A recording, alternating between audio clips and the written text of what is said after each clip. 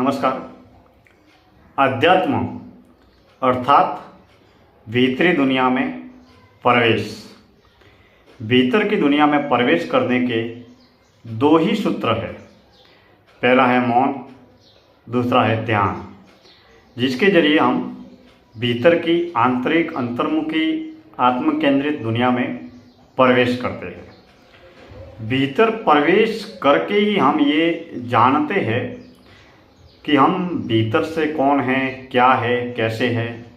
हमारा मन क्या सोचता है, हमारे विचार क्या सोचते हैं, हमारे मन में किस तरीके से विचार विकार का जन्म होता है और किस तरीके से विचार विकार की गति प्रगति होती है और किस तरीके से विचार और विकार दोनों वाणी में बदलते हैं और वाणी से फिर क्रिया में बदलते हैं और किस तरीके से फल अर्थात परिणाम में बदलते हैं। भीतर उतरने के लिए अगर हम डॉक्टरी भाषा में बात करें, शारीरिक दृष्टिकोण से अगर बात करें कि हम भीतर अपने भीतर अर्थात अपने शरीर के भीतर उतरने के लिए अगर हम चीर फाड़ करें और अगर चीर फाड़ करके शरीर के भीतर अगर उतरा जाए तो शरीर के भीतर दो चार चीज़ें ही मिलेगी। हड्डियाँ मिलेगी, खून मिलेगा, मांसपेशियाँ मिलेगी, जितनी भी कोशिकाएं हैं वो मिलेगी, मल मूत्र मिलेगा। तो ये सारी चीज़ें जिनसे मिलकर बनकर हमारा जो शरीर बना है,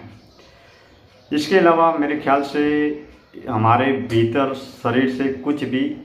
प्राप्त नहीं होगा।